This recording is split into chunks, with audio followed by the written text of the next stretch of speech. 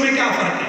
हमारे अंदर और पशु के अंदर यही फर्क है कि मनुष्य यदि चाहे तो देवता बन सकता है, मुक्ति प्राप्त कर सकता है। ये केवल मनुष्य के शरीर में संभव है। तो यदि मनुष्य के शरीर में, केवल मनुष्य का शरीर ऐसा है जिसमें हम दूसरों का चाहकर विवेक पूर्वक भला कर सकते हैं या बुरा कर सकते हैं। कोई गाय भैंस चोरी कर सकती है, कोई चिड़िया चोरी कर सकती है, कोई पशु पक्षी किसी को मार सकता है। आप किसी सांप को छेड़ोगे नहीं तब तक सांप आपको ढूंढ कर नहीं मारेगा कि मैं इसको मारूंगा तो मेरा लाभ होगा। तो केवल मनुष्य के शरीर में आप किसी का भला या किसी का बुरा कर सकते हो।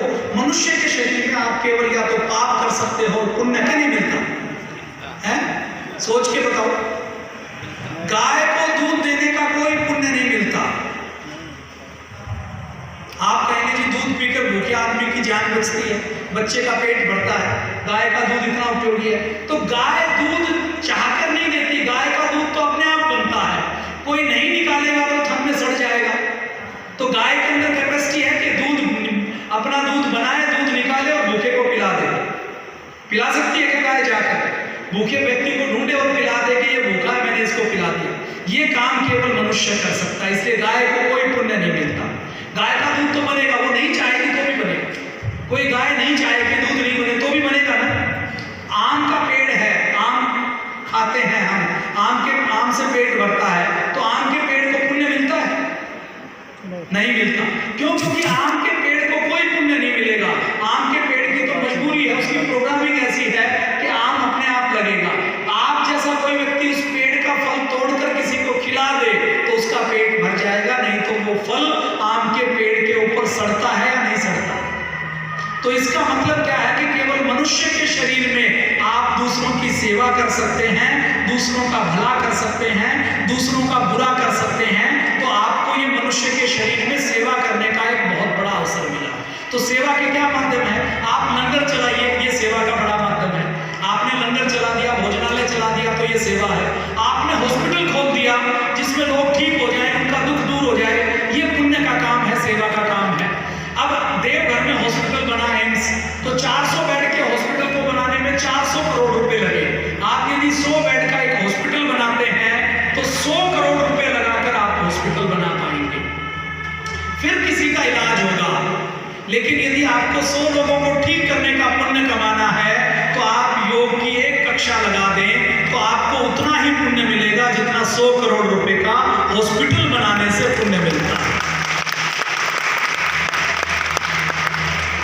किसी को कमर में दर्द है, उसका ऑपरेशन होना है, स्लिप डिस्क है, डॉक्टर 2 लाख रुपए ऑपरेशन लेकर करता है। छवि जी दानदाता है, मान लीजिए छवि जी किसी बीमार व्यक्ति का ऑपरेशन करवाएं 2 लाख रुपए लगाकर, उस व्यक्ति की बीमारी दूर होगी तो वो जो दुआएं देगा, उसको जो सुख और खुशी मिलेगी, वो 2 लाख रुपए खर्च करने के बाद मिली। और वही खुशी और सुख, वही कमर का दर्द आपने यदि मर्कटासन करवा के ठीक कर दिया तो आपको जो पुण्य मिलेगा वो छवि जी के 2 लाख रुपए के बराबर मिलेगा कि नहीं मिलेगा? मिलेगा कि नहीं मिलेगा? तो ये योग की कक्षा और योग के शिविर, सहयोगी योग शिक्षक बनाना, ये पुण्य कमाने का सबसे बड़ा माध्यम है। और देखिए, आप योग की कक्षा लगाएंगे, आप योग शिविर लगाएंगे, आप दूसरों को योग सिखाकर उनकी बीमारी दूर करेंगे, इसका जो लाभ मिलेगा वो 99% लाभ आपको मिलने वाला है। परम पूज्य स्वामी जी महाराज और पतंजलि के ऊपर कोई फर्क नहीं पड़ने वाला। पूज्य स्वामी जी महाराज तो अपना प्रयास कर रहे हैं, अपना पुण्य कमा रहे हैं। पुण्यों की कमी आपके और मेरे पास है। आप और मैं हॉस्पिटल नहीं खोल सकते, आप और मैं कोई विद्या के लिए आचार्य कुल नहीं बना सकते कि कोई विद्यालय बना दे जिसमें 1000 बच्चों को हम निःशुल्क पढ़ा दें। आप और मैं कोई 1000 लोगों का लंगर नहीं चला सकते कि हमने निःशुल्क लंगर चला दिया, रोज लोगों का पेट भर जाएगा, हम नहीं कर सकते। लेकिन परम पूज्य स्वामी जी महाराज का यदि हम योग सीख लें और दूसरों को योग सिखा दें, एक योग की कक्षा लगा दें, तो 100 करोड़ रुपए के बराबर पुण्य कमाने का काम आप कर सकते हैं।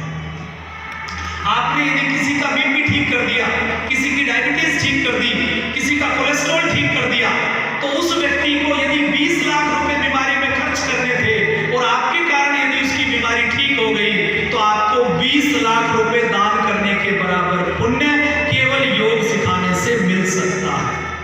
और मैं देखिए व्यापारी परिवार में पैदा हुआ, परम पूज्य स्वामी जी महाराज को भी बहुत से लोग कहते हैं व्यापारी हैं, हम व्यापारी गुरु के शिष्य हैं तो व्यापार तो जानते हैं, पर हमारा जो व्यापार है वो रुपयों वाला व्यापार नहीं है, परोपकार वाला व्यापार है। पुण्य व्यापार करते हैं, नौकरी करते हैं, वो नोट आपके केवल इस जन्म में काम आते हैं। गंभीरता से सुनिएगा, और ये सच है, मैं कोई प्रवचन नहीं दे रहा और मैं बिना विज्ञान की कोई बात नहीं करने वाला। एक भी बात मैं कोई ऐसी नहीं कहूंगा जो गैर वैज्ञानिक हो, जो अवैज्ञानिक हो। अमेरिका के वर्जीनिया के डॉक्टर हुए डॉक्टर इयान स्टीवेंसन, वो एमबीबीएस एमडी थे, ब्रेन के ऊपर स्टडी करते थे। उन्होंने 40 साल पुनर्जन्म के ऊपर रिसर्च की और उन्होंने कहा कि पुनर्जन्म 100% होता है। जब एक शरीर मरता है तो उस शरीर के साथ उस शरीर की मेमोरी नहीं मरती, उस शरीर की। यूनिवर्सिटी ऑफ वर्जीनिया में अभी भी 40 साल से पुनर्जन्म के ऊपर शोध चल रही है। वैज्ञानिकों का एक दल लगा हुआ है और वो पुनर्जन्म का कहीं भी कोई मामला आता है तो उसकी साइंटिफिक स्टडी करता है कि पहले क्या फोटो थी, अब क्या फोटो था, पहले क्या नाम था, पहले मेल था या फीमेल था, अब मेल है या फीमेल, पहले कौन सी भाषा जानता था, अब कौन सी भाषा है, पहले आत्मा उसकी मृत्यु कैसे हुई, किस प्रकार से मृत्यु हुई, उसने जो दोबारा जन्म लिया वो कितने दिन बाद जन्म लिया, बीच के पीरियड में आत्मा कहाँ रही। इसके ऊपर रिसर्च करने का काम अभी भी 40 सालों से यूनिवर्सिटी ऑफ वर्जीनिया में चल रहा है। एक बार वो पेज भी दिखा दो Swami ji, university of Virginia का, री इनकारनेशन को सर्च कर लो। अमित जी सर्च करो। 1193 में आक्रमण के दौरान इसे बर्बाद कर दिया गया था। इस विश्वविद्यालय की स्थापना का श्रेय गुप्त शासक कुमार गुप्त को जाता है। यह विश्व का पहला आवासीय विश्वविद्यालय था। उस समय इस विद्यालय की संख्या 25,000 और अध्यापकों की संख्या 1500। ये बच्चे इनका नाम हुए था। इन्होंने अपने आप को बेरोजगार बताया और बताया था कि 824 साल पहले आईवाजी यहाँ था। उन्होंने कमरे को आइडेंटिफाई क्या नहीं करना जा सकता, लेकिन पुनर्जन्म का आपको पता है। जो बच्चा है वो आया था उनके साथ घूमे और उस